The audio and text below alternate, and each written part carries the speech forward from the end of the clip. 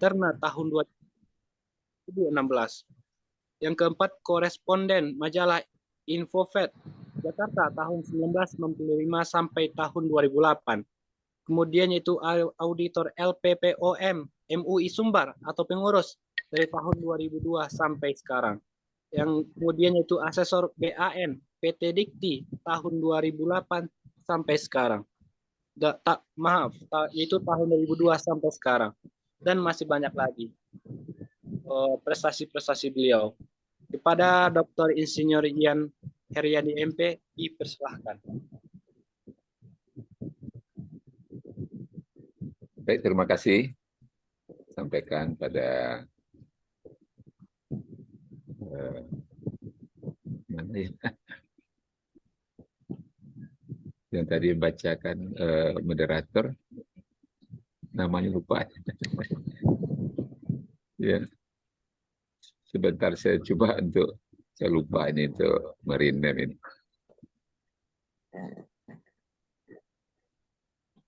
Baiklah, Assalamualaikum warahmatullahi wabarakatuh.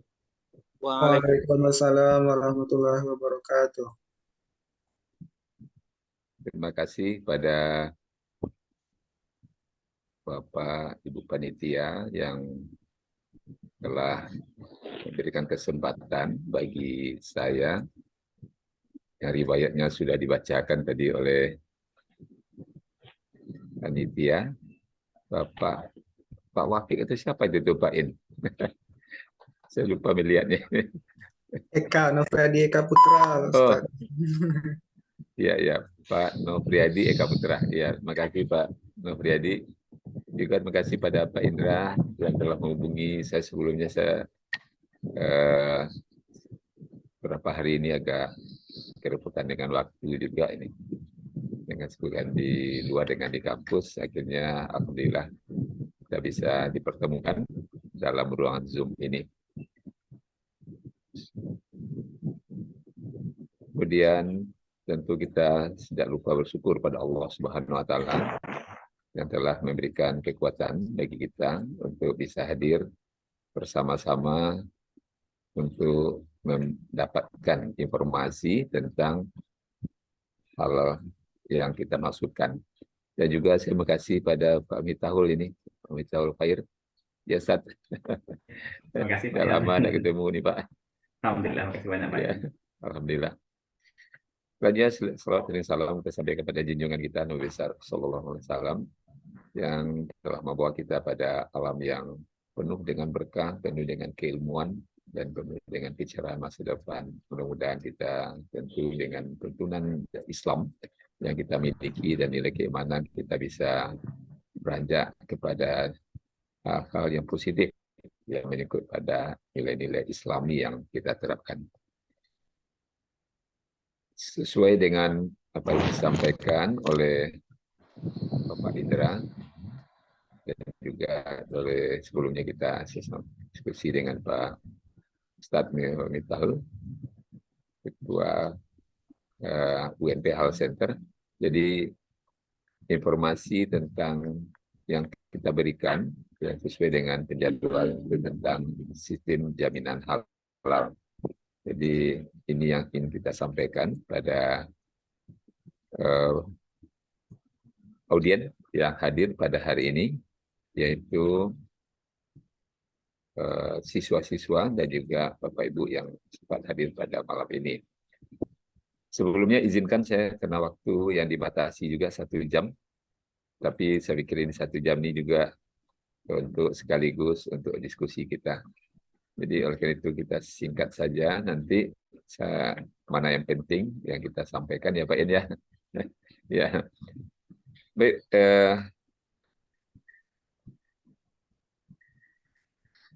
mana apanya nih? Apa namanya nih? Membesarkan ya. Maaf ini. Ah. Ya. Apa? Ya. Baik, Bapak Ibu yang hadir. Telkom. Sehubungan dengan sistem jaminan halal yang yang disampaikan oleh Kan nggak penitia. pernah kesambung. Sistem jaminan Iya.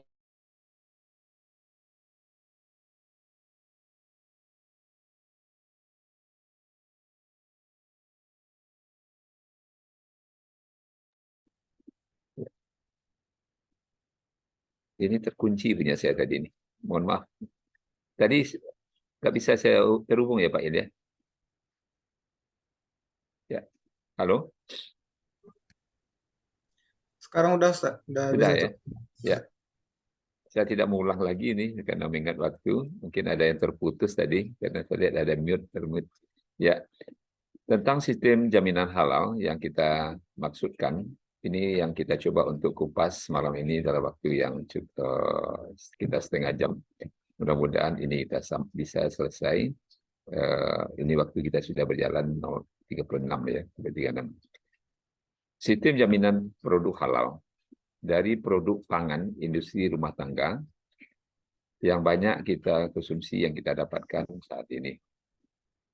Nah, untuk melihat bagaimana sistem jaminan halal, yang kita ingin kupas itu adalah bagaimana makanan, ya makanan. Sebenarnya masih banyak yang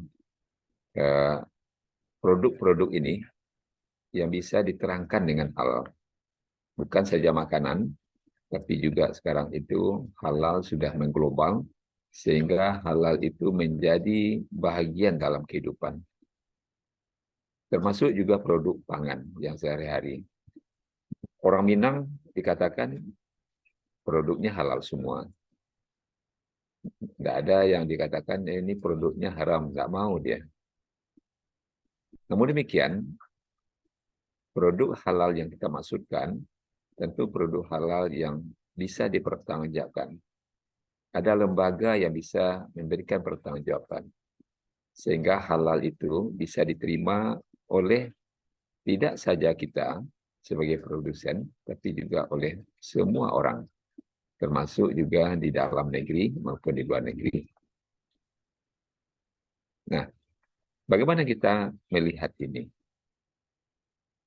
Nah, ini kita lihat bahwa sertifikasi halal itu bisa dilihat dari dua sisi, yaitu perspektif syariah dan perspektif dari perkembangan teknologi, manajemen, dan bisnis. Maaf itu Pak In, saya ingin full screen kan, itu di mana posisinya ya ini nih?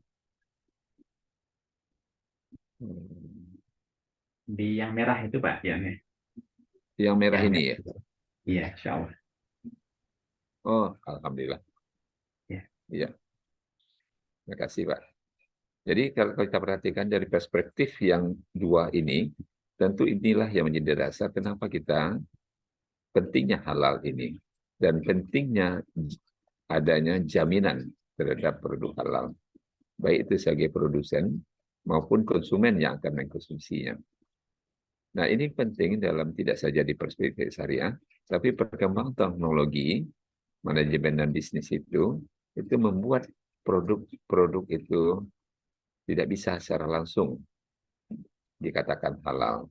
Jadi dikatakan dia sebagai produk yang subhan. Nah, banyak sekarang ini produk-produk yang melalui suatu pengolahan karena perkembangan teknologi yang tidak bisa kita simpulkan halalnya seperti raw materialnya atau dari produk dasarnya.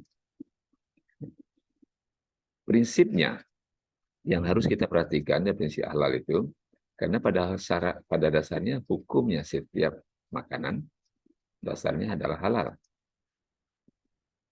Nah, penghalalan dan pengharaman hanyalah wewenang dari Allah Subhanahu wa taala. Karena itu sudah diterangkan di dalam Quran. Dalam banyak ayat telah menerangkan tentang halal haram.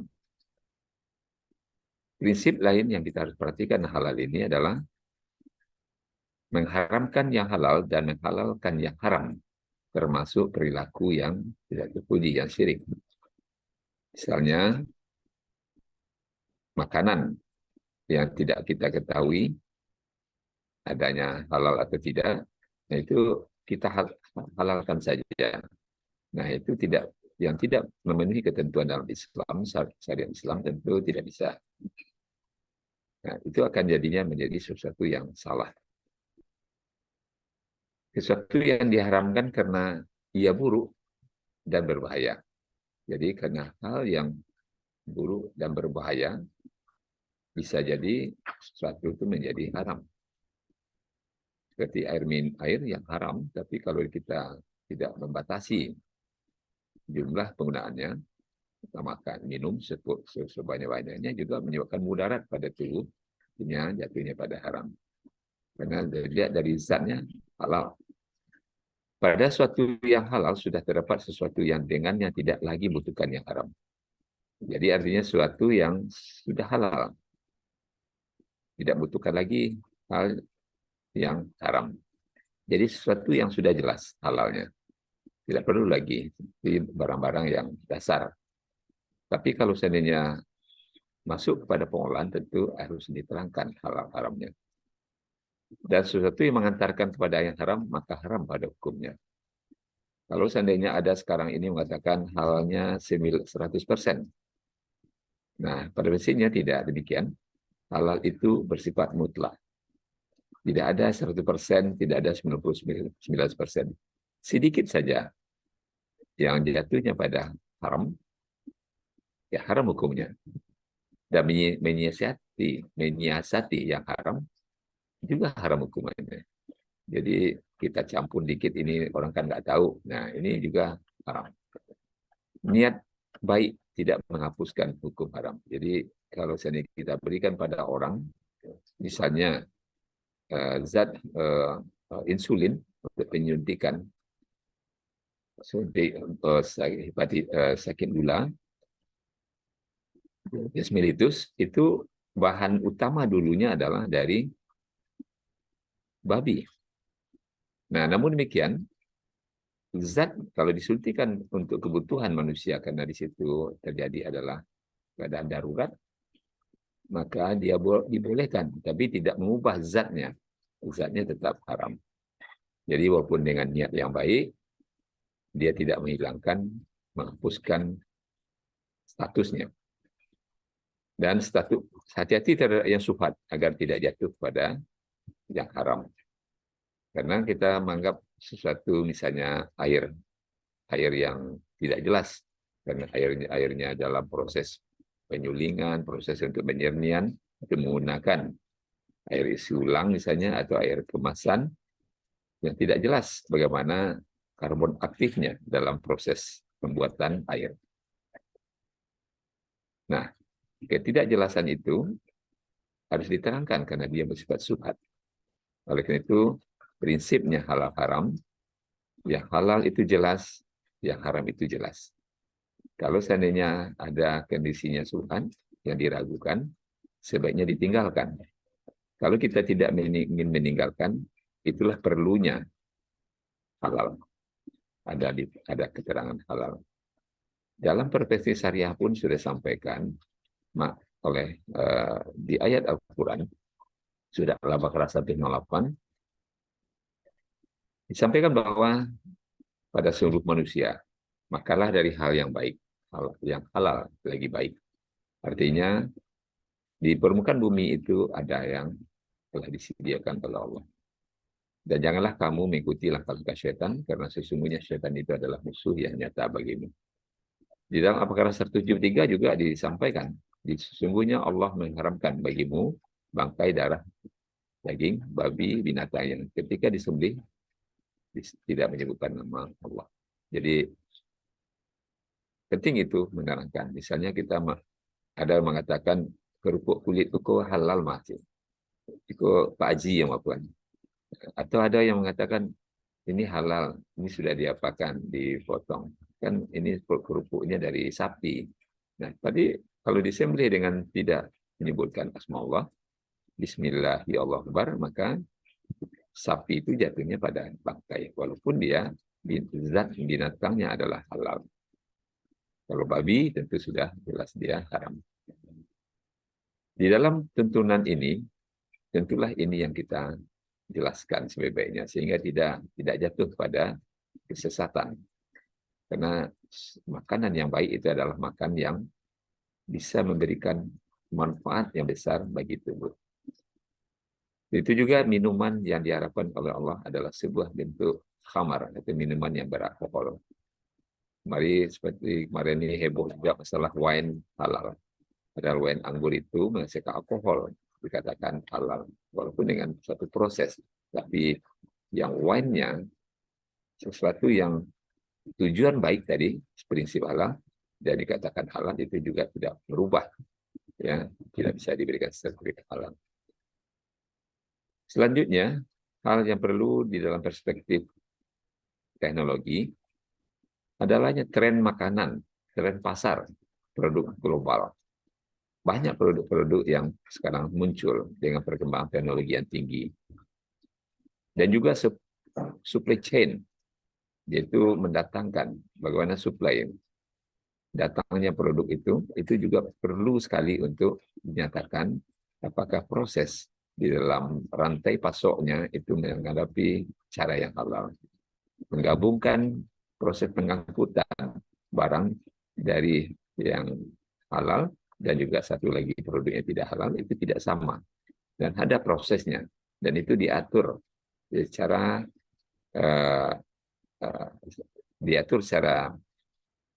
detail bagaimana prosesnya.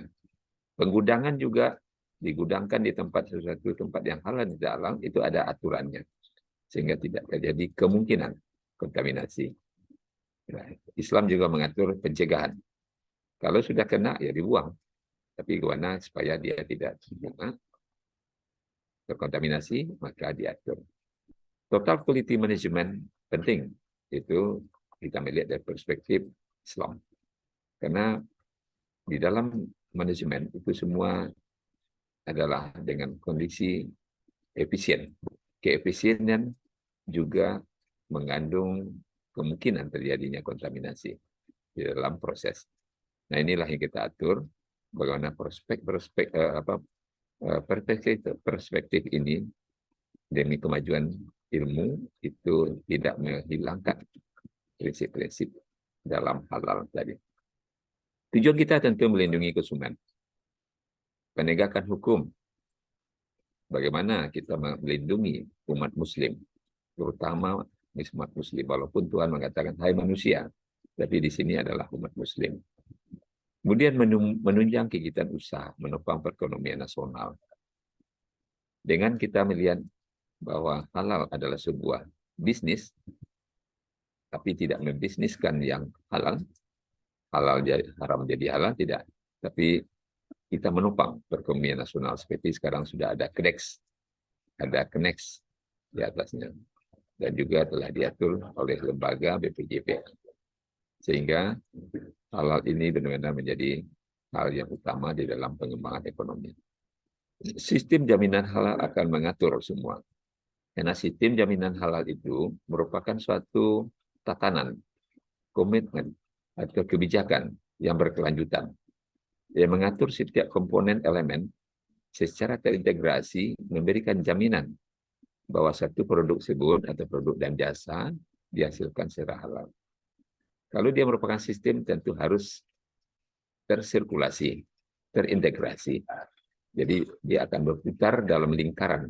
Lingkaran itu di dalam sekarang ini dikatakan oleh KNEX itu adalah merupakan adanya sistem, ekosistem halal. Jadi dengan adanya ekosistem halal itu termasuk adalah kemudian juga orangnya, kemudian juga adalah di situ lingkungan, itu akan menjamin semua proses itu berjalan langsung dengan cara yang halal. Sistem jaminan halal itu mencakup pada sumber daya manusia, bahan proses, prosedur, dan produk. Dan itu merupakan suatu sirkulasi dan tidak terputus. Dengan prinsipnya halal itu tentu adalah jujur, kepercayaan, partisipatif, dan absolut. Dan itu yang katakan tadi, halal tidak pernah. Halal itu bersifat 100%. Halal itu bersifat absolut. Dan butuh adalah trust, kepercayaan untuk mencapai semua. Jadi bagaimana cara mencapainya nanti itu kita lihat bahwa semua proses mengandung tujuan. Dan tujuan yang dicapai tentu adalah tidak adanya suatu pertanyaan bagi orang tentang halal ini, apakah dia halal atau tidak. Jadi halal itu bersifat mutlak dan bisa memberikan jaminan kepada siapa saja. Oleh karena itu bahan dasarnya tentu haruslah ada di dalam prosedur dalam sertifikasi halal menyangkut produk makanan, produk bahan makanan baik nabati maupun produk jasa. Sekarang ini sangat banyak produk-produk seperti yang dilihat sekarang ini yang perlu diterangkan dengan halal. Ada kemarin ini dok apa namanya itu, produk di Padang, kue, cake, itu ada dok, tapi nggak tahu itu dengan siapa dilakukan sertifikasi halal, itu sudah disertifikat halal saja. Padahal itu dari nama ada dan gambaran dari produk itu menggambarkan produk dok. Itu sebenarnya tidak boleh karena akan membiasakan. Jadi produknya mungkin bahan halal, tapi kalau seandainya menggambarkan sesuatu yang haram itu tidak bisa dihalalkan. Nah ini itu sebagai kita ketahui itu suatu kesalahan, nggak tahu itu kalau MUI tidak ada sertifikasi halal itu, tapi kelihatannya itu dari nggak tahu dari Jakarta atau dari mana, dari komite fatwa nggak tahu. Tapi yang jelas bukan dari MUI Sumbar. Tapi produk itu ada di sini. Saya mungkin tidak bisa mengatakan di depan ruangan ini, tapi ada yang ada produk yang berbentuk menyerupai anjing, tapi di sertifikasi halal. Ini produk juga yang perlu diterangkan semuanya bersertifikat halal. Dan ini pekerjaan dari kita, dari Pak Hendri juga, kemudian dari Pak Ketua Miftahul, ini banyak sekali produk yang harus disertifikasi halal yang ada di produk kita. Ada yang kemungkinan di self declare, ada yang memang produknya adalah yang tidak bisa dimasukkan ke dalam kategori itu. Produk olahan hortikultura juga banyak sekali sekarang ini di Sumatera Barat. Produk yang berbasis bunga juga banyak. Dan itu sebagian dulu sebelumnya sudah disertifikasi halal oleh LPPOM. Kemudian juga produk-produk herbal, serewangi, cuka mengkudu, yang ada ini cuka mengkudu belum ada di sini, tapi ada, tapi yang wangi serewangi ini ada, tapi ini bukan produknya Sumatera Barat ya. Rimpang temulawak ada di sini. Jadi cukup banyak produk-produk herbal yang perlu. Tentu hal ini menyangkut tadi produk yang ada ini, tentu semua adalah menyangkut pada titik kritis. Jadi setiap kita konsumen itu diajari juga, dipahami bagaimana titik kritis. Seperti titik kritis produk ayam ini ya di sembelihan. Banyak sekarang ini, yang ini sudah dilatih juga. Menyembelih itu, pada saat menyembelih tidak boleh membaca apa. Karena tuntunannya adalah saat menyembelih hubungannya ada dengan Tuhan. Karena menghilangkan nyawa itu adalah hak Tuhan, bukan hak manusia. Oleh karena itu kita baca Bismillahirrahmanirrahim. Saat membaca Bismillahirrahmanirrahim, disitulah titik kritisnya. Ada orang yang sedang merokok dulunya, sedang ngobrol, sedang menawar-menawar. Nah ini tidak dibolehkan. Jadi titik kritis produk masing-masing produk asal hewan itu jelas. Jadi terutama di produk yang sembelihan.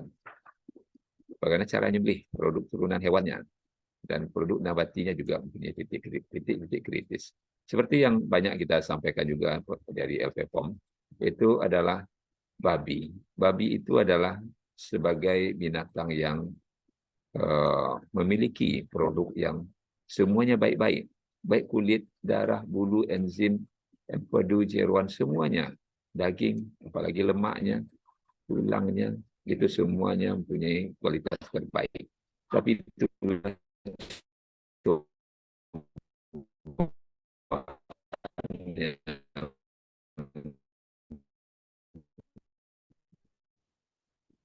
perbanding yang diberikan babi pula adalah contoh.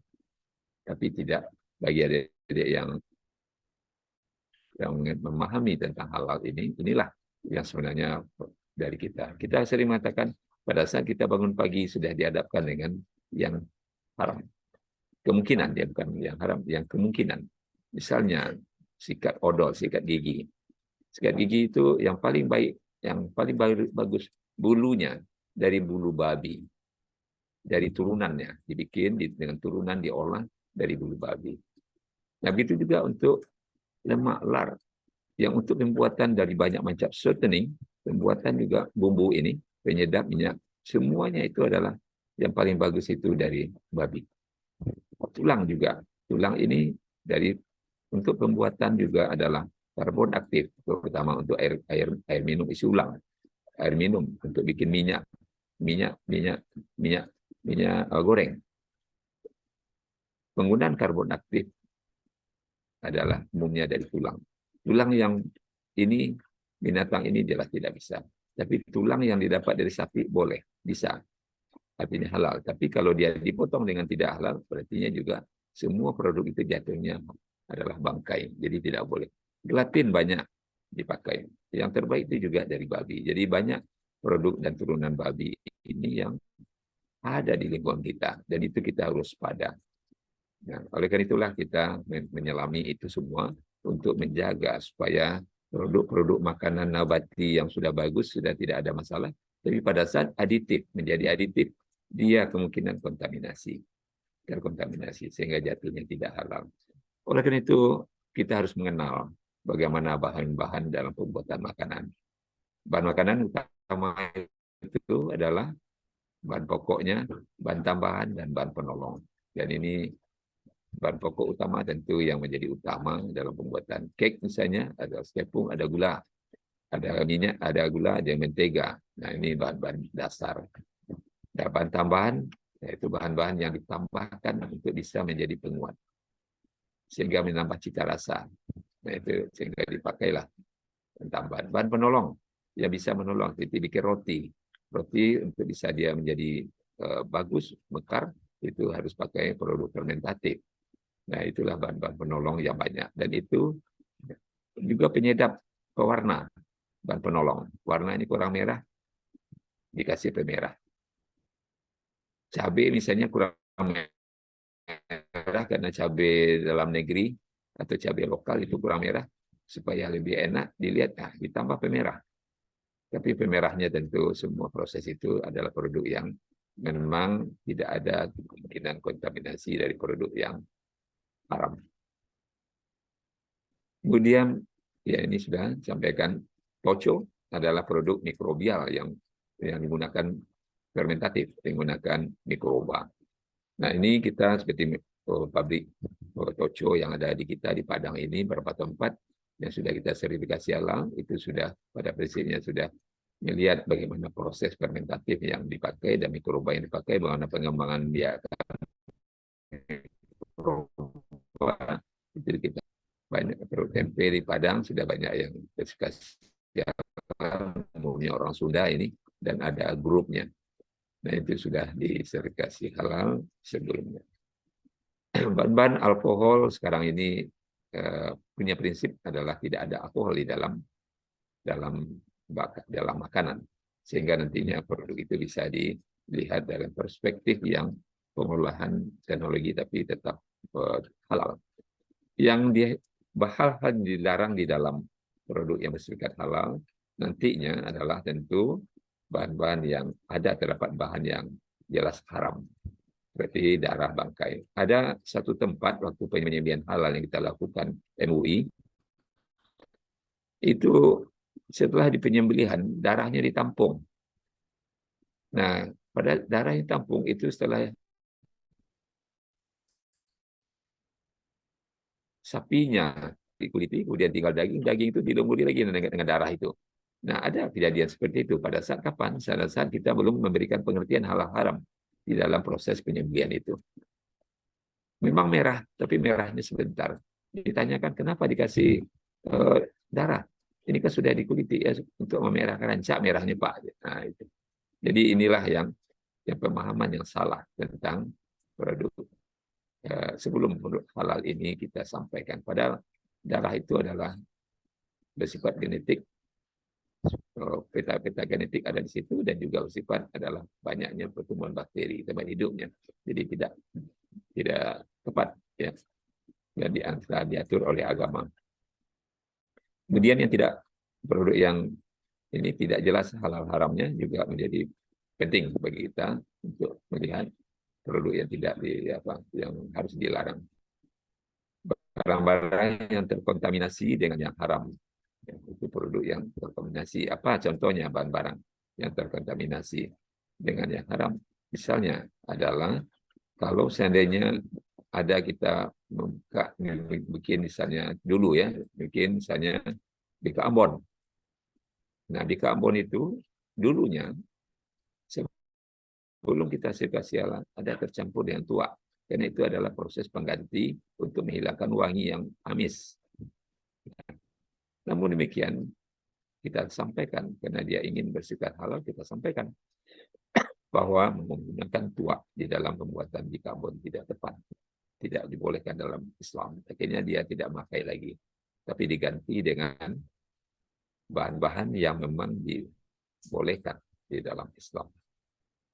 Begitu hal-hal dijaga oleh agama supaya tidak menjadi mudarat pada manusia.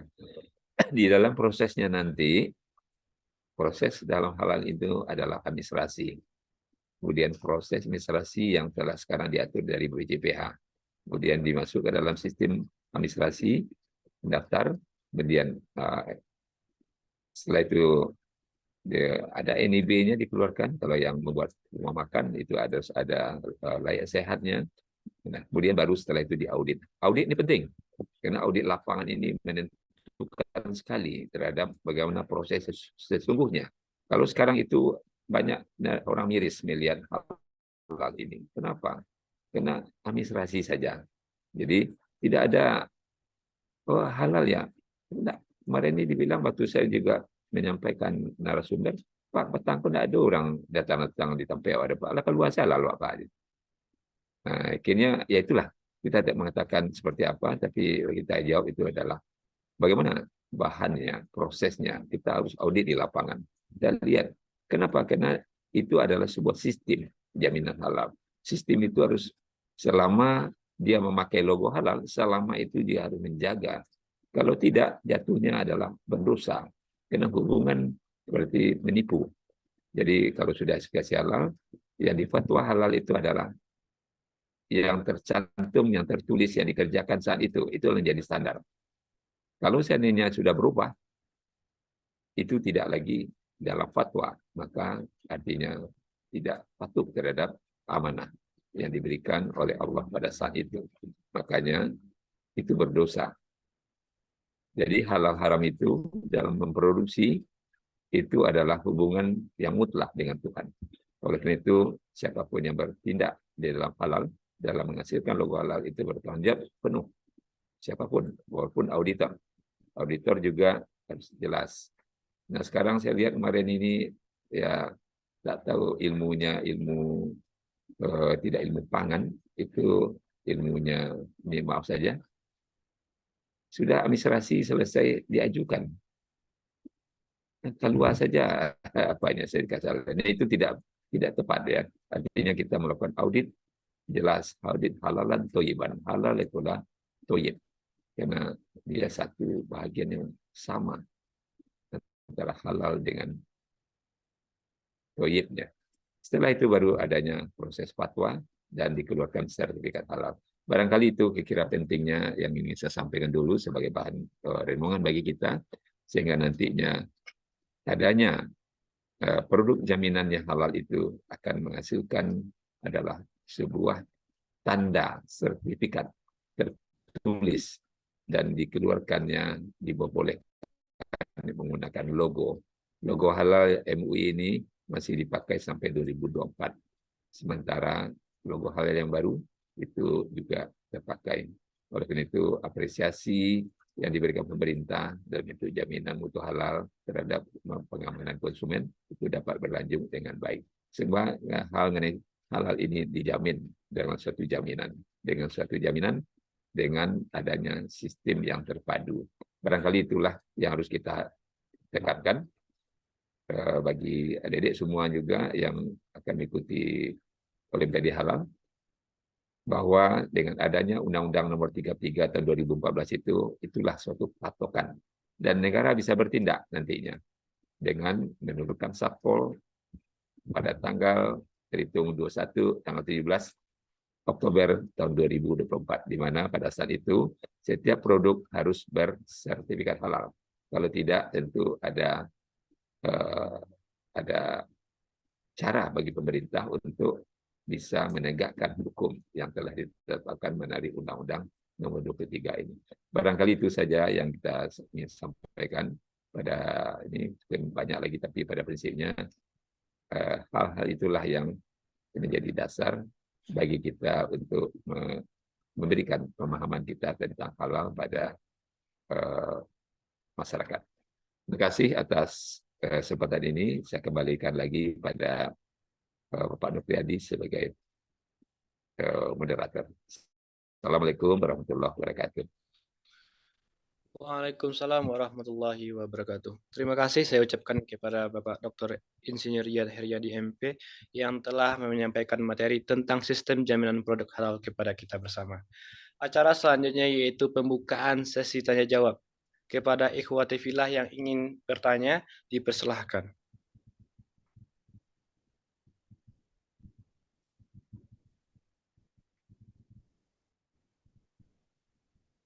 Baik, kepada ikhwati fillah yang ingin bertanya, dipersilahkan untuk bertanya.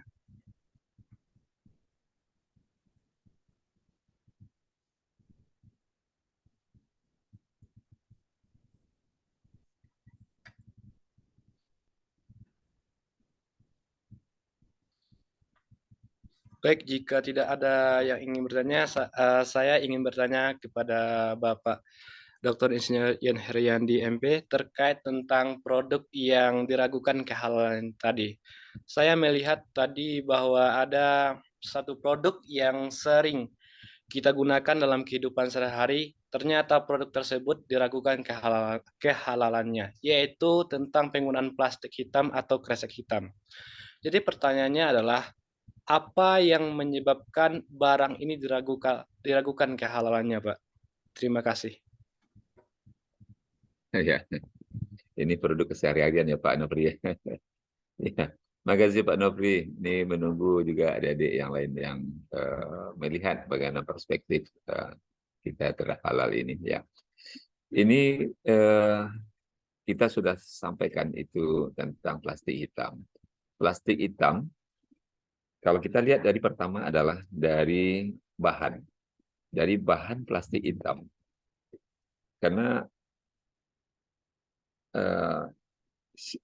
plastik itu adalah dari hasil daur ulang pertama. Dari banyak bahan-bahan dari plastik yang ada, yang bahan-bahan daur ulang itulah yang digunakan dengan menggunakan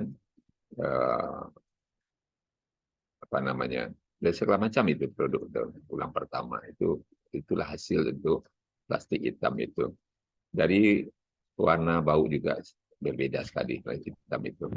Nah, sekarang kita lihat dari zatnya. Kalau dilihat dari bahan pembuatnya, sudah jelas bahan itu adalah ini. Walaupun katanya, oh ini kan juga dibakar, kemudian juga diapakan semua, akhirnya melebur menjadi bahan. Namun demikian, kita melihat dari sesuatu yang barang yang jelek, sesuatu yang jelek, yang tidak baik, itu pada mesin juga menunjukkan pada mudarat. Nah, inilah yang menjadi penciri plastik hitam. Yang kedua adalah di dalam keilmuan, dalam ilmu kimia, terutama mungkin Pak Ketua kita, Pak Ketua, mana Pak Ketua Tahul, itu ilmu kimia kalau salah ya, nggak salah ini. Nah itu akan terlihat di situ bahwa dari zatnya, itu zat yang ada itu kemungkinan adalah terjadinya zat yang menunjukkan karsinogenik karena adanya terjadinya transfer dari zat-zat itu ke makanan. Apalagi kalau seandainya dalam keadaan yang hangat. Dan itu akan mempermudah transfer zat-zat itu ke makanan. Jadi oleh karena itu, dan zat-zat yang bersifat yang karsinogenik, zat plastik itu bisa berpindah. Nah, contohnya saja hasil pertemuan itu tidak plastik dari bahan yang daur ulang pertama, seperti plastik yang hasil dari penelitian di Amerika untuk air kemasan. Itu plastiknya food grade, tapi diteliti ternyata partikel-partikel plastik yang ada pada zat itu kena hangatnya, tidak disimpan di tempat yang dingin, akhirnya tertransfer ke makanan, ke airnya, air minum. Dan itu akan menyebabkan terjadinya kerusakan pada hati, ginjal, dan empedu. Dan juga pankreas satu lagi. Dan akan merusak di situ. Nah, inilah yang kita dijaga supaya setiap bahan makanan yang yang kemungkinan juga tertransfer zat-zatnya dari bahan-bahan yang kemungkinan merusak, itu harus dihambat pemakaiannya sehingga tidak menjadi mudarat pada manusia. Nah, inilah dasarnya waktu hasil dari riset dari para peneliti dan juga dari BPOM.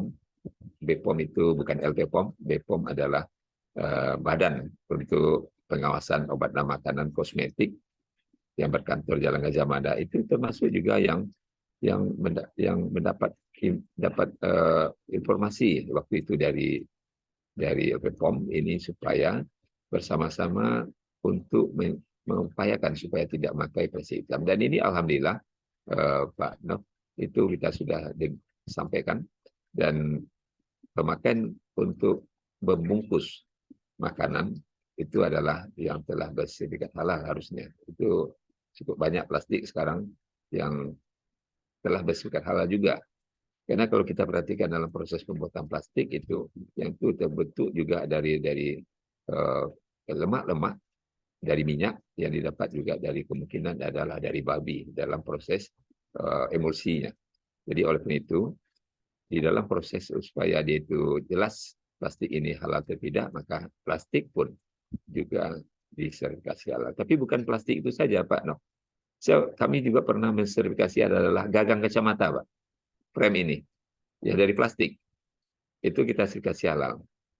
Nah, orang mengatakan, oh, kok sertifikasi halal pula ini gagang kacamata yang plastik? Iya, karena proses pembuatan plastik ini adalah dari bahan-bahan yang lemak minyak. Dan itu kemungkinan prosesnya itu menggunakan lemak babi. Jadi oleh karena itu semuanya itu harus dijelaskan, karena teknologi mempermudah, tapi teknologi jangan menyengsarakan, merubah akidah. Barangkali itu yang kira-kira harus disampaikan Pak Noh. Ya, terima kasih Pak Noh. Baik, terima kasih Pak atas penjelasannya tadi. Di sini ada satu pertanyaan lagi Pak, tapi ditulis dalam kolom komentar. Yang mana pertanyaannya adalah, pertanyaannya di luar pembahasan Pak. Ya, tidak apa-apa Pak. Pertanyaannya adalah, bagaimana hukum minuman kita yang diminum oleh non-muslim Ustadz? Syukran jazakumullah khairan. Bagaimana meminum? Saya belum baca. Mohon. Meminum minuman kita diminum oleh teman yang non-muslim Ustaz. Oh, bagaimana hukumnya meminum minuman kita ya, yang diminum oleh non-muslim. Maksudnya kita punya satu gelas kali ya, Ustaz Nofri ya. Jadi kita punya satu gelas. Ya, kalau kita lihat dari satu yang pertama dulu yang diberikan oleh tuntunan oleh Islam itu adalah supaya kita memiliki minuman yang jelas. Ya, artinya kita mempunyai suatu yang jelas, sehingga tidak tercampur antara apa yang kita punya minuman dengan yang lain. Itu menjaga adalah dari rasa aman terhadap minuman itu. Kenapa? Karena sekarang itu banyak penyakit yang mungkin disebabkan oleh proses modiasi atau antaran dari minuman tadi. Nah, kita nggak tahu. Nah, untuk menjaga semuanya itu tetap adalah keadaan yang aman, sehat, dan lebih baik, tentu kita harus menjaga minuman kita itu tidak tercampur. Bisa jadi nanti ada penyakit yang ada di bibir ataupun dari kemungkinan ada di mulut yang dilepaskan, itu kita tidak tahu. Untuk menjaga itulah, kita sebaiknya adalah menjaga bagaimana kita minum, dan tempat kita minum itu tidak campur. Yang kedua, yaitu kalau kita lihat dari pandangan adalah Islamnya. Tadi juga menyangkut pada pandangan Islam mengenai menjaga kebersihan tadi.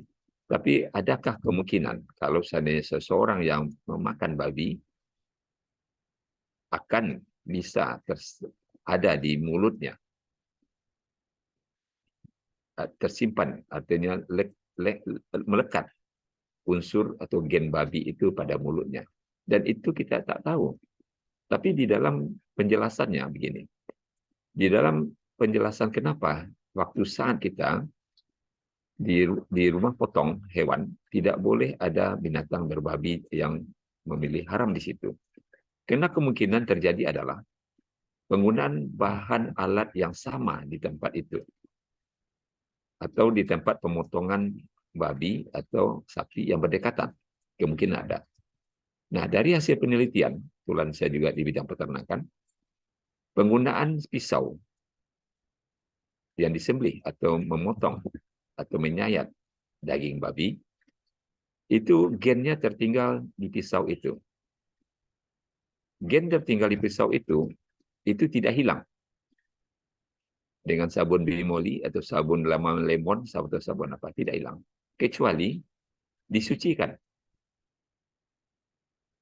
Nah, gen itu tetap tertinggal di situ. Dicuci. Dan itu juga dari Dinas Peternakan sini juga ada penelitinya Dr. Hewan apa di situ di laboratoriumnya juga mengatakan sama. Karena diuji di labor BPH, BPET di Baso katanya. Jadi artinya bahwa sesuatu yang ada pada mulut kita pada saat itu kita ada unsur kemungkinan non halal, tentu juga melengket nantinya pada bibir. Karena kita makan, tapi bukan bibir orang non-muslim ya. Jadi artinya memakanannya waktu itu. Dan itu kemungkinan. Nah, Islam mengatur adalah hal-hal yang kemungkinan. Kalau sudah jelas dia, seperti yang di Bali itu, ya, tapi diviralkan, ya, itu dipecah aja piringnya semua. Tapi konotasinya jadi negatif. Karena itulah caranya. Kalau tidak disamak dia, tidak hilang itu cawan tempat apa itu cawan tempat makanan yang menggunakan babi tadi. Jadi oleh karena itu dalam pandangan dari segala kebersihan keamanan sini itu sudah diatur dari Islam. Apalagi kalau seandainya kita lihat kalau dia memakan produk babi itu, tentu di dalam mulutnya, di pinggirannya, atau dia barusan memakan, itu akan terjadi kontaminasi dan kita ikut pula di situ. Jadi gennya tidak hilang, kecuali disamak atau disucikan dengan cara Islam. Itu penjelasannya Pak. Adik kita, ya dari panitia ya, dari Soleha, tentang bagaimana kita menjaga minum, menjaga makan kita dari kemungkinan yang tidak halal. Oleh karena itu, sebetulnya tambahan lagi bagi kita adalah di restoran yang bersertifikat halal tidak boleh membawa makanan minuman dari luar. Itu persyaratan itu. Itu ada tim manajemen halal yang mengatur. Seperti kita melakukan audit halal di Pizza Padang ini, juga McD, itu tidak boleh. Itu tidak boleh dari orang sana, bukan karena dia tidak bolehkan saja, tapi karena dia pemegang sertifikat halal. Jadi tidak boleh membawa makanan. Atau dia bawa makanan, misalnya kue ulang tahun ke dalam itu, tidak boleh. Minuman juga tidak boleh dibawa dari luar.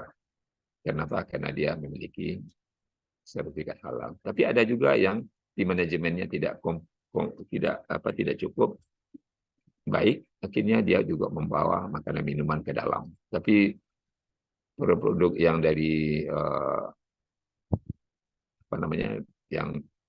yang makanan siap saji itu, prinsipnya dia menerapkan itu untuk menjaga supaya produk di dalamnya tetap terjaga halalnya.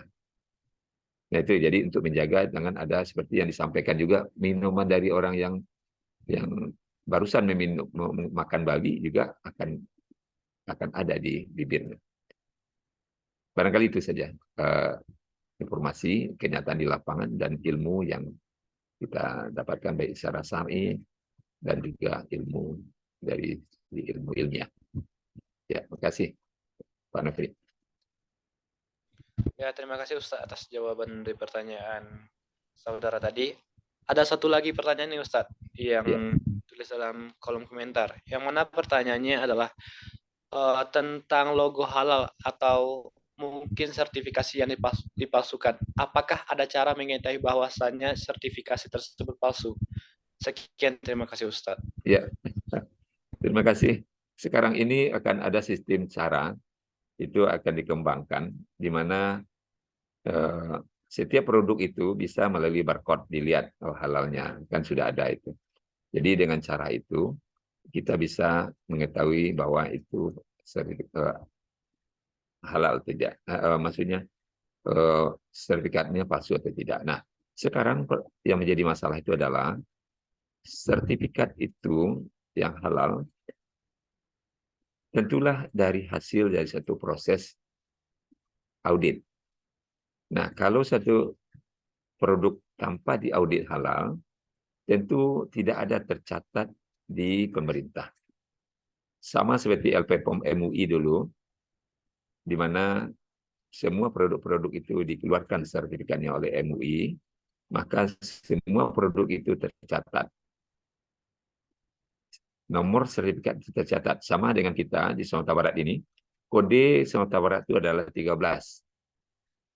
13. Produk Jakarta 00. Bandung 01. Jadi ada kodenya itu. Nah, kode berikut di dalam nomor kode itu memiliki aturan dan memiliki memiliki simbol yang bisa dilacak. Nah, di situ akan terlihat apakah dia itu logo halal atau sengaja dipakai. Nah, ada juga penjelasan kita pada Dedek semua juga. Itu ada yang masalahnya begini. Ada suatu outlet besar yang memproduksi produk makanan. Produk makanan yang disertifikat halal itu ada 5. Tapi outlet itu mencantumkan 29 logo halal di produknya. Karena produk itu ini kan produknya adalah produk yang ada orang menaruh ya, dibelinya produk itu kosong. Misalnya kerupuk dibelinya kosong, kemudian ditempel di halal. Padahal di dalam sertifikat halal itu ada bagian lampiran yang menerangkan produk apa saja yang disertifikat halal. Nah, kebetulan saya tahu. Kebetulan saya yang melakukan audit di situ. Akhirnya saya sapa. Bu Haji, produk Bu Haji kok ambo sertifikasi halal. Limonnya kok 29. Ini halal kerja itu. Nah, itu kira-kira gambaran. Kok karyawan ambo Pak? Tidak tahu ambo Pak, Ibu Haji. Ibu sebagai penyelia halal. Kalau kini namanya penyelia halal. Kalau dulu namanya internal auditor halal. Tapi dia sama, tugasnya adalah sama, menjamin. Ibu yang mempunyai jaminan, ibu yang disumpah dulunya. Wallahi demi Allah, bahwa saya, nama ini, bersumpah untuk menjaga halal dan thayyibnya makanan yang diproduksi oleh titik-titik. Nah, ibu yang mengapakan sekarang? Kenapa ada 29? Berarti ada 24 yang tidak. Ya karyawan Bapak aja. Nah, sekarang saya kembalikan ke Ibu. Halalkah makanan walaupun banyak orang singgah di sini? Halalkah? Bagi LPPOM MUI tidak punya kekuatan atau pasukan atau aturan yang menggeledah ini. Tidak. Tapi yang menggeledah Ibu adalah Tuhan. Karena hubungan Ibu, sertifikat halal ini adalah hubungan Ibu dengan Tuhan. Ya itu saja, sampai di situ saja kita ngomongnya. Jadi oleh karena itu, jangan ada memalsukan sertifikat logo halal itu. Kalau nanti tahun 2014, 2024, kalau ada yang berbuat demikian, mungkin ada ada satpol kah, atau juga pemerintah polisi kah. Kalau sekarang polisi juga sudah bergerak ini. Ada yang produk yang tidak halal dikatakan halal, nah, itu juga sudah diketahui kok. Jadi oleh karena itu logo halal itu adalah suatu jaminan yang kita berikan pada orang, sehingga orang itu membeli, datang orang dari Malaysia datang ke Indonesia, dia jelas bahwa oh ya, bahwa ini diberikan. Tapi pada saat tidak, tentu tanggung jawabnya adalah yang bersangkutan, produsen itu pada Tuhan. Jadi halal hubungannya pada Tuhan. Itu prinsip dasarnya dulu. Makanya dalam halal itu adalah pertama jujur. Kalau tidak jujur, sulit kita untuk makan. Oleh karena itu, haram jangan dibisniskan lebih halal. Atau yang tidak halal, tidak memiliki sertifikat halal, itu dicantumkan, dan itu tidak halal. Jadi itu kira gambarannya. Ya Pak Nufri. Terima kasih Pak atas penjelasannya. Ini masih ada Ya, Pak. pertanyaan komentar Pak. Yang mana pertanyaannya adalah, Ya. aku izin bertanya Pak, bagaimana tanggapan Bapak terkait aksi pemboikotan yang dilakukan terhadap suatu kelompok seperti pemboikotan terhadap produk Israel dan sekutunya?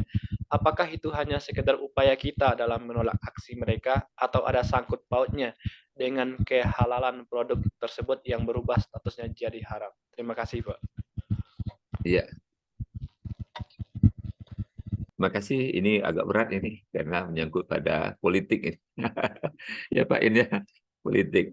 Nah, pemboikotan itu adalah urusan politik sebenarnya. Jangan sampai kalau sebenarnya sekarang ini antara Ukraina dengan dengan Rusia, maka di stopnya produk dari Rusia supaya duit itu tidak dibelikan senjata.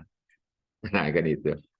Jadi ini juga sama dalam boikot barang dari Israel supaya barang-barang Israel itu tidak tidak laku, kemudian dinilai bahwa uangnya akan dibelikan untuk membeli senjata membunuh orang-orang Palestina. Jadi alasan kemanusiaan juga ada di situ.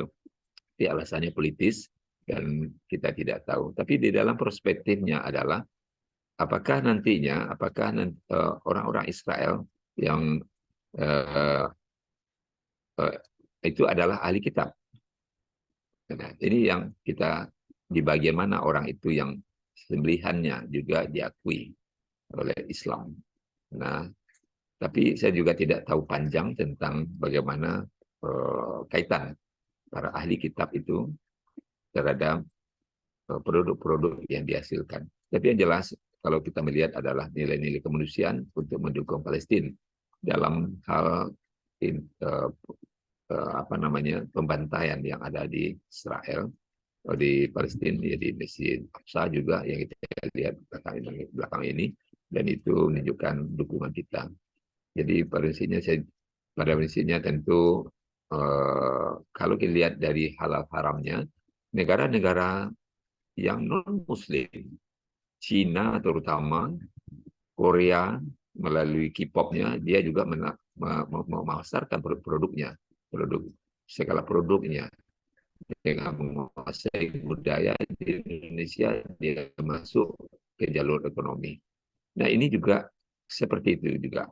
Jadi yang banyak sekarang itu melakukan sertifikasi halal itu adalah justru Cina. Nah, tambah dengan negara lain, walaupun Malaysia paling leading sekarang ini dalam dalam ekonomi dengan memakai halal ya, tapi Cina banyak. Waktu saat kira-kira halal ini menjadi hal penting di dalam ekonomi global, sekitar kita itu dari MUI itu sekitar 15 tahun lalu, itu buku panduan halal dari MUI yang dikeluarkan MUI itu disikat oleh 200.000 eksemplar oleh Cina. Gunanya apa? Untuk dibagikan kepada UKM yang ada di Cina supaya dia bisa menghasilkan produk-produk yang sesuai dengan standar halal di negara-negara Muslim. Itulah kira-kira gambarannya. Bagaimana negara lain itu melihat bahwa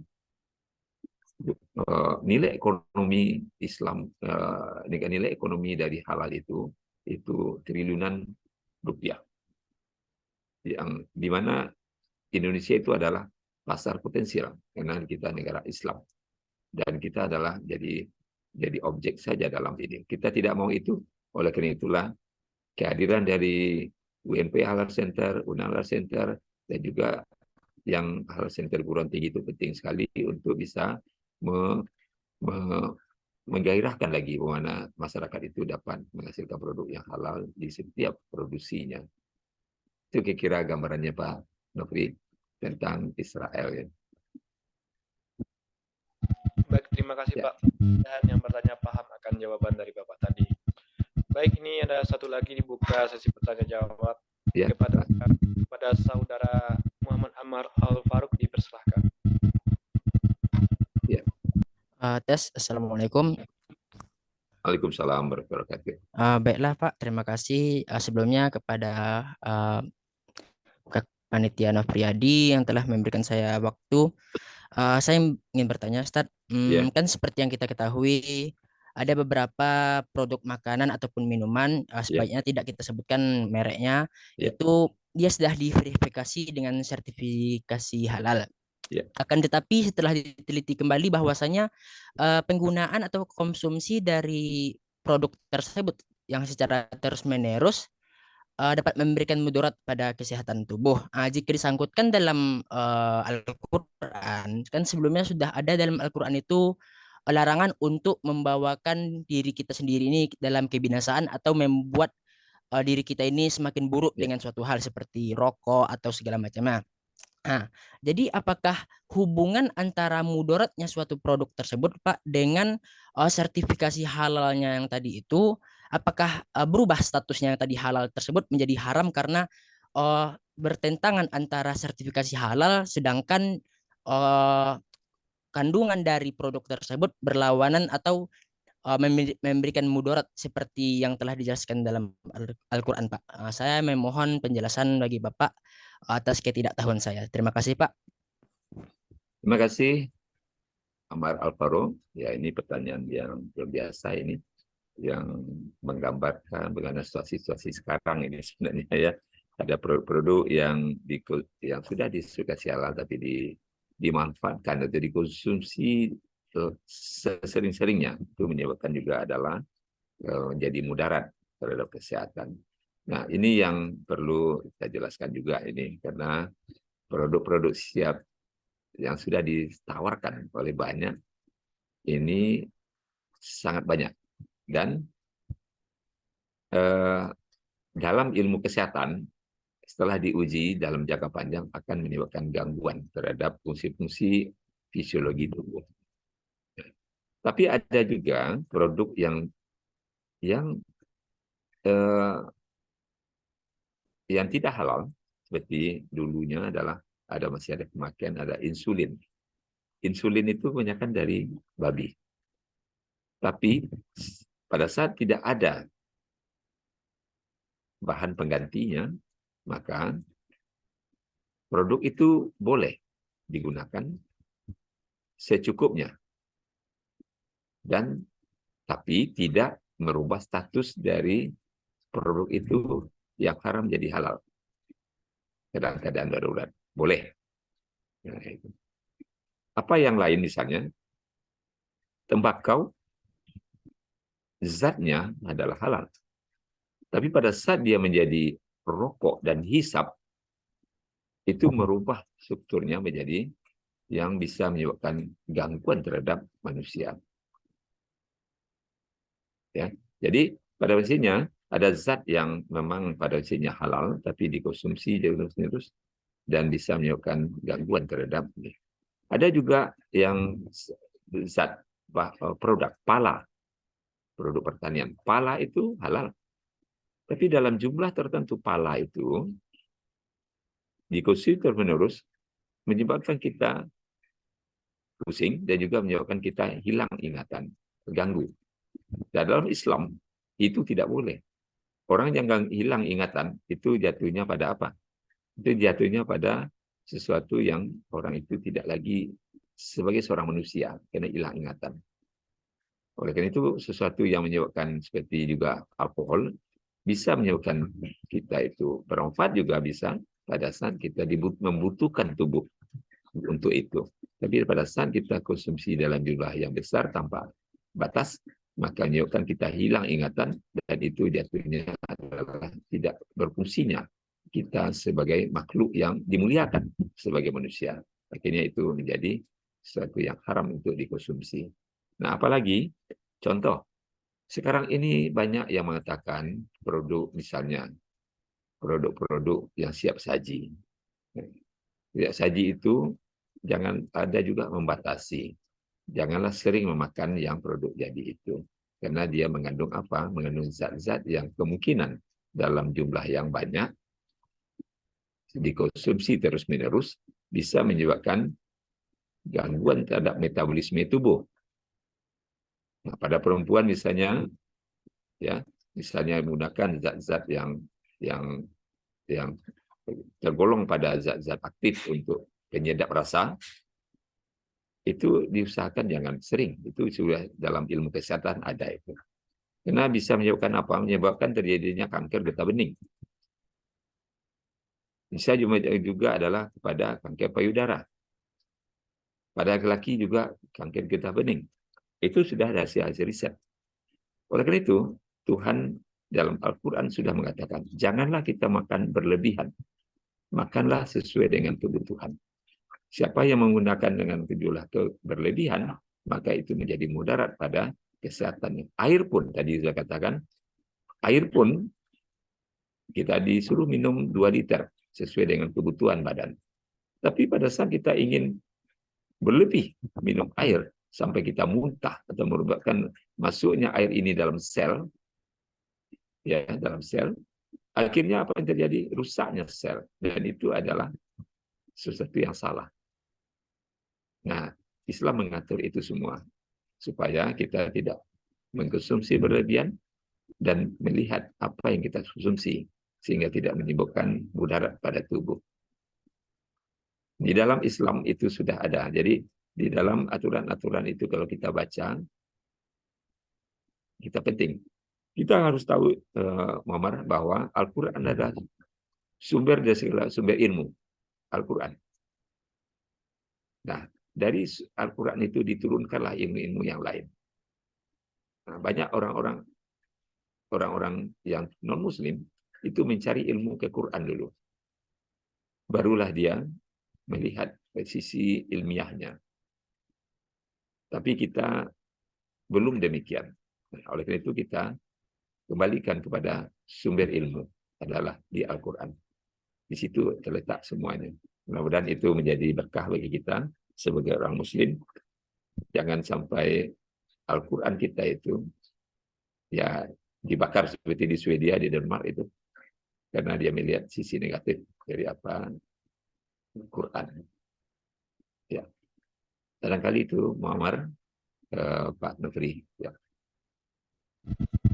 Terima kasih Pak atas penyampaian jawaban dari pertanyaan Muhammad Fadil Al-Fariki tadi. Baik, untuk pertanyaan terakhir kepada peserta dipersilahkan untuk bertanya. Oh, tadi ada yang mau bertanya secara langsung, dipersilahkan. Ya.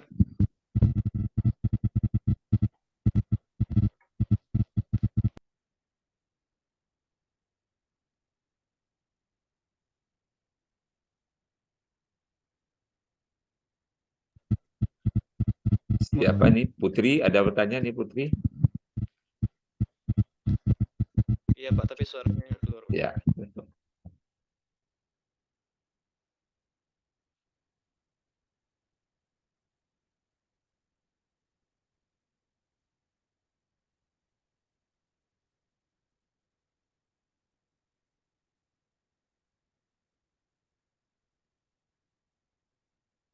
Barangkali di kolom chat ada juga pertanyaan dari Putri Melisa, Pak Nofri.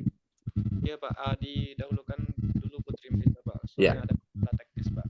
Yang mana pertanyaannya adalah, apakah sertifikasi halal juga diperlukan untuk barang-barang di luar produk konsumsi, seperti sepatu, tas, dan sebagainya? Syukran jazakallah khairan Ya. Pak. Ya, alhamdulillah pertanyaan ini penting sekali disampaikan oleh Putri Melisa. Ya, ini pertanyaan ini menyangkut juga adalah perspektif dari teknologi. Tadi sampaikan ada perspektif dari syariah, ada perspektif dari dunia ilmu, ada perkembangan teknologi. Jadi pada prinsipnya sekarang belum begitu dipahami betul, Putri. Putri ini yang Putri Santun Putri ya di dalam chatnya ya. Ya. Jadi contoh ini yang sekarang ini barang di luar produk konsumsi. Contohnya cat. Nah, kita taruh adalah cat. Cat itu dipakai untuk memperindah rumah. Masjid juga dicat. Nah, ternyata cat banyak cat sekarang ini yang bisa menahan panas, bisa menahan mikroba segala macam. Cat itu juga terbuat dari kemungkinan adanya unsur pada minyak babi. Nah, oleh karena itu cat ada yang diproduksi di Bandung yang bersertifikat halal. Cina, Malaysia sudah memproduksi cat yang halal. Nah, bagaimana cat ini jadinya jika cat yang kemungkinan ada di situ babi digunakan untuk mencat masjid? Apa yang terjadi? Apa yang kemungkinan kita ini? Mungkin orang-orang luar ketawa dia. Dikecohnya kita. Ini cat tidak halal, itu tidak pakai babi, ada di masjid. Nah, ini contohnya. Oleh karena itu, kita belum terbiasa, belum dibiasakan, belum disampaikan. Tapi banyak hal kita dalam hal kita menyampaikan hal ini dari MUI, sampaikan bahwa produk-produk sertaan yang non-konsumsi itu perlu diterangkan. Kenapa? Yang haram itu cuma sedikit, tapi dia menyebar ke kemana-mana. Produk turunannya, seperti yang saya sampaikan pada babi tadi. Jadi, perlukah barang-barang di luar produk konsumsi seperti sepatu diterangkan halal? Sangat perlu supaya kita merasa aman. Artinya apa?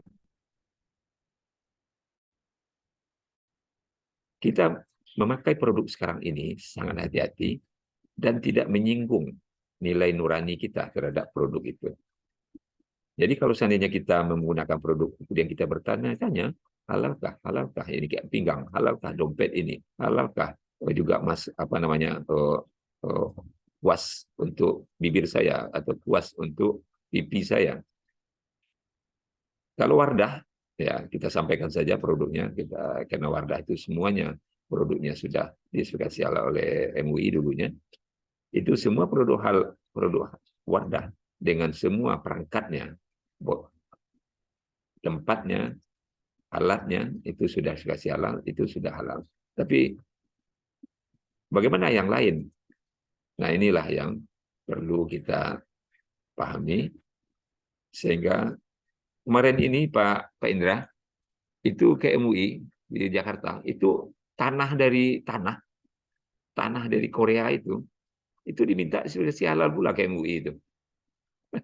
Tanahnya. Kenapa? Karena dia menganggap tanah itu juga tanah untuk membuat produknya. Nah, itu sertifikasi halal pula. MUI karena dia dari segi sainsnya lagi. Dan menggunakan nilai ilmiahnya. Akhirnya sertifikasi halal juga tanah itu. Padahal berpikir tanah, untuk apa pula tanah yang sertifikasi halal? Jangan-jangan tanah ini tanah dari Kongo, dari Afrika dibawa ke sini. Ternyata enggak, dia tanahnya. Jadi itu komponen-komponen yang dia ingin pengamanan dari segi bisnis terhadap bisnis yang kemungkinan masuk ke negara-negara Islam. Sehingga tanah juga sertifikasi halal. Sama dengan pertanyaan juga, ini di hutan itu ada nanti kemungkinan ada babi. Nah, gimana tanahnya di situ kan itu akhirnya ujung-ujungnya. Nah, jadi kira-kira seperti itu gambaran bagaimana orang dari non-Muslim menganggap itu halal ini adalah sebuah bisnis yang sangat prospektif ke depan. Karena jumlah Muslim di dunia itu adalah sepertiga dari jumlah, lebih dari sepertiga jumlah umat yang ada di dunia sekarang ini. Yang paling besar tentu Konghucu ya, negara Cina. Kristen juga besar. Jadi Islam juga termasuk yang memiliki pasar yang hebat sekarang ini. Ya, barangkali itu penjelasan dari kepada Putri, bagaimana apakah perlu? Jawabannya perlu. Kita sudah mensertifikasi halal dagang kacamata, juga jilbab ya, bahan dari jilbab itu sudah disertifikasi halal karena produk semacam Zalora apa itu yang punya brand itu juga mensertifikasi halal dari jilbabnya, bajunya juga. Bahan-bahannya maksudnya dari bahan-bahan yang bebas dari kemungkinan unsur yang haram. Barangkali itu Pak Nufri. Baik Pak, terima kasih terhadap atas penjelasannya. Apakah masih ada lagi yang ingin bertanya? Dipersilakan untuk yang ingin bertanya. Sebelum sementara menunggu pertanyaan, ada yang ingin saya sampaikan pada mungkin ada Pak Nufri, ada siswa-siswa kita di sini. Kita ingin menyampaikan halal ini karena halal ini bagusnya adalah bagi yang mengetahui, dan juga halal itu ada yang sudah menjadi life of style-nya, dari sudah menjadi bagian kehidupan, sehingga setiap bagian dari kehidupannya selalu memperhatikan halal. Itu adalah yang terbaik sekarang ini. Kenapa? Karena yang muda-muda ini itu banyak makanan yang siap-siap saji. Tapi bagaimana makanan itu diproses, tentulah makanan yang jelas, ya jelas bagaimana kehalalannya. Bagaimana kita menentukan halal tidaknya satu makanan? Yang pertama adalah lihatlah logo yang tercantum di situ. Kalau ada logo halal, berarti ada jaminan bahwa makanan itu halal. Tapi ada pertanyaan tadi, bagaimana kalau dinongolin aja Pak? Nah, satu waktu kalau kita yang reguler, halal yang reguler maksudnya, yang tidak self-declare. Sekarang ini ada halal itu yang namanya self-declare. Artinya produk-produk yang tidak memiliki risiko terhadap halal, tidak sembelihan, tidak beralkohol, tidak apa, yang produk yang asli, itu diterangkan oleh yang bersangkutan dan dipatwakan. Tapi yang reguler, yang punya titik kritis, itu tidak ada. Nah, itu produk makanan banyak di situ. Makanan yang ada sekarang ini. Nah, oleh karena itu, hati-hati di dalam mengkonsumsi produk makanan sekarang ini. Karena produk makanan itu dilihat dari pandangan Islam, syariat Islam, yang kedua dari nilai mudaratnya terhadap diri kita. Dan itu sudah terbukti semuanya, karena apa yang disampaikan oleh Tuhan adalah untuk kita semua manusia. Tidak untuk Islam saja, tapi untuk manusia. Oleh karena itu, gunakan produk yang berlogo halal. Sehingga karena sudah dilihat bagaimana hal-hal menyangkut perspektif syariah dan juga perspektif dari kemajuan teknologi. Barangkali itu semua mengisi waktu Pak Nufri.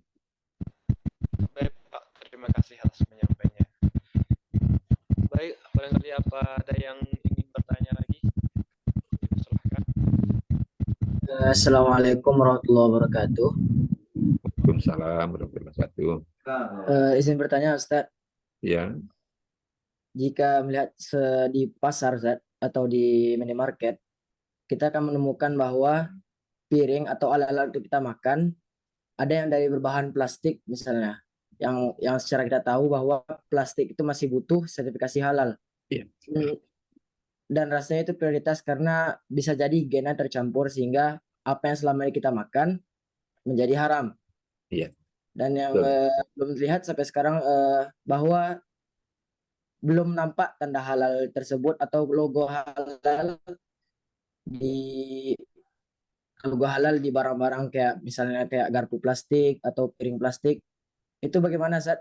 Apakah dari MUI Ya. berhak atau memberikan logonya sehingga baru bisa kami percaya untuk membeli piring tersebut atau gimana, Zat? Ya, terima kasih. Gimana Pak Nofri? Langsung kita jawab. Baik Pak. Ya. Baik, terima kasih Saudara Amar Al-Faruq. Ini beliau ini Muhammad Al-Faruq ini pengamat ini kayaknya atau menyadari betul karena pentingnya halal haram ini. Ini betul sekali ini. Kita MUI juga memsertifikasi piring yang terbuat dari bahan mineral, ya. Sedangkan batu bata ada yang bahan mineral, ya, mineral dari apa namanya itu, dari kulit telur, kerapang telur ada. Nah, piring itu kita sertifikasi halal. Kenapa? Piring itu berbahan juga mineral di dalamnya. Nah, lihat nanti di bagian belakang pantat piring itu di belakang itu ada sedikit diinformasikan, ada bahan di belakangnya. Tidak semua piring yang memberikan informasi itu, tapi ada piring yang memang menginformasikan itu, ya, karena dia sudah bersertifikat halal. Di Malaysia juga sama, piring, karena berbahan baku adalah mineral. Mineral yang paling yang dipakai itu adalah kalsium, yang dipakai kalsium. Ya, jadi untuk membuat bahan-bahan yang keras itu menggunakan kalsium karbonat. Nah, inilah yang ada pada piring. Oleh karena itu, piring, karena yang kita makan itu adalah sesuatu yang halal, ternyata kita tempatkan di tempat non halal, akhirnya ya tidak halal juga gitu. Dulu kita sampaikan sabun dalam sertifikasi halal itu menjadi penting karena titik kritis, ada 7 titik kritis, ya, titik kritis dalam halal itu. Salah satunya adalah alat pembersih. Alat pembersih itu adalah sabun,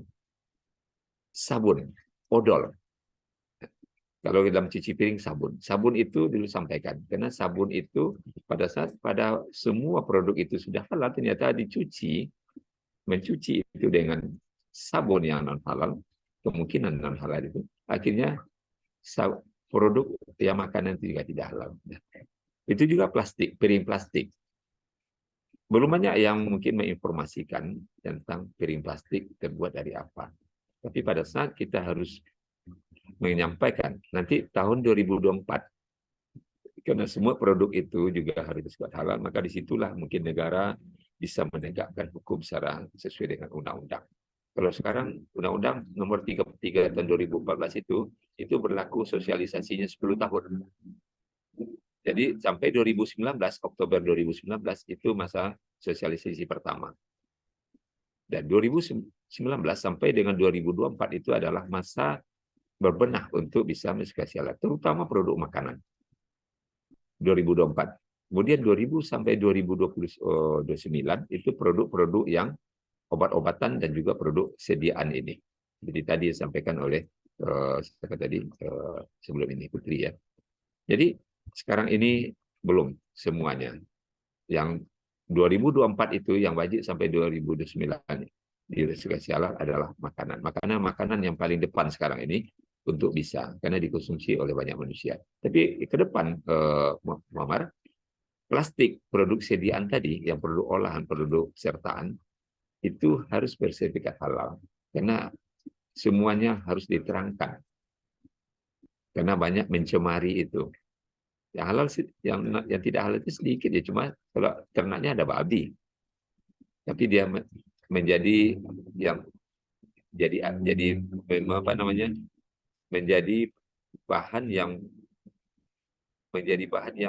yang bisa mencemari semua produk yang dibuat. Ya, jadi plastik 2025, 2020 sampai 2029 iya nanti. Jadi bertahap negara itu untuk membenahi ini. Tapi namun demikian, di dalam proses tenggang waktu tadi, banyak sekarang ini produk-produk yang non makanan sudah mensertifikasi halal.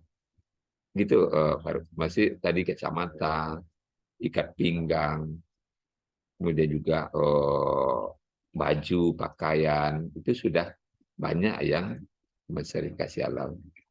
Supaya apa? Karena dia melihat adalah nilai ekonomis selain dari nilai syariah di situ. Oke, barangkali itu, Nomor. Mungkin Nomor banyak paham betul ini dengan melihat kondisi di lapangan sekarang ini tentang bagaimana penerapan halal di tengah masyarakat. Ya,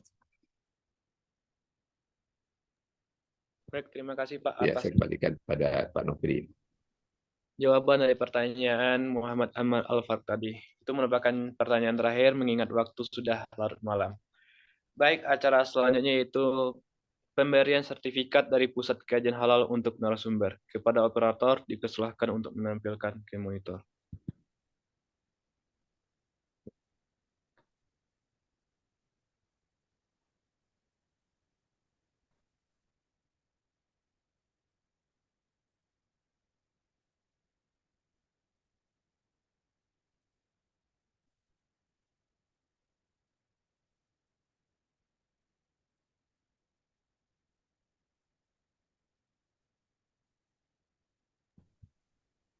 Kepada operator dipersilahkan untuk menampilkan sertifikatnya. Iya, Center moderator. Iya,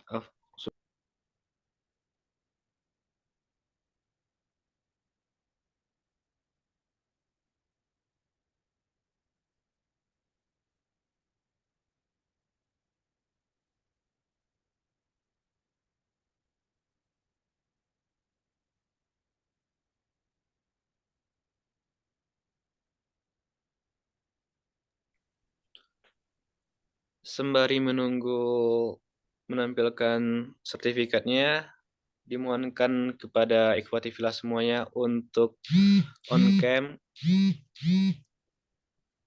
agar kita bisa dokumentasi buat acara malam hari ini.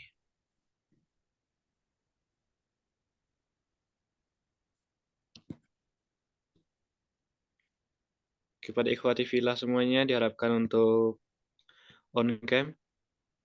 Terima kasih pada panitia, pada Pusat Kajian Halal ini Pak Miftahul dan juga Pak Al Fikri atas sertifikat yang telah disampaikan pada saya. Terima kasih.